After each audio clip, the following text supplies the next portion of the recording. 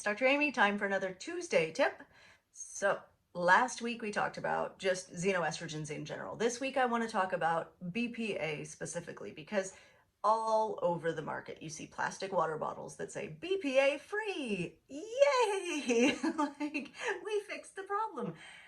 Okay, so no, they didn't. They did, right? They took the known problem out of the plastics and replaced it with an unknown problem. The problem with BPA analogs, they all have to do the same job, which means molecularly, the molecules are going to be very similar structurally, right? Because they're doing the same job. If they're similar structurally, they're also causing the same problems in the human body, right? Like it's not like, oh, we changed the name and the configuration slightly, so suddenly it's a totally different thing. You know, it's kind of the same thing. It's kind of the same thing.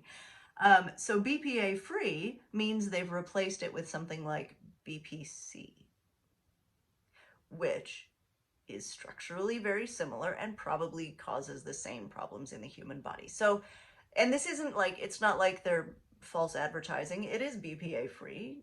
They did solve that problem. The reason why BPC free isn't a thing yet is because we haven't done that much research on BPC yet. It's coming, don't worry, right?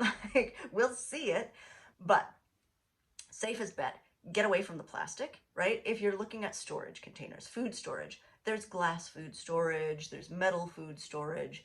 Don't use plastic, right? Just don't, right? Find bowls with lids. It's fine. Like glass bowls with lids or something like that. But don't store food in plastic if you can help it.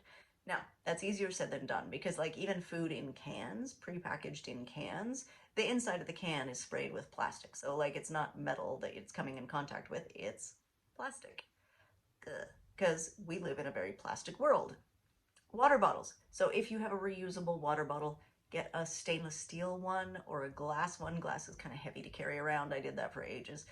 Now I've got a stainless steel one, which is, you know, I mean, everything has its pros and cons, but at least your water bottle isn't like contributing to a hormone problem.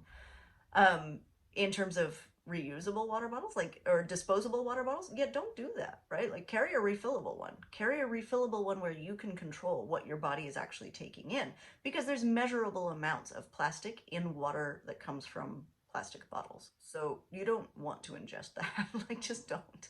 Skip it. Um, Anything you can switch away from plastic, try to do so.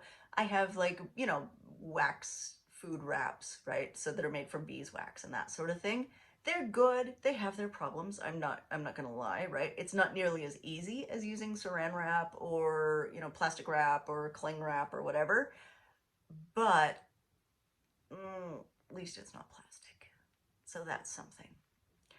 I know it's inconvenient, but just remember, BPA free doesn't mean safe. It just means they took out the chemical that we know causes hormone problems, and replaced it with a chemical that we don't yet know causes hormone problems.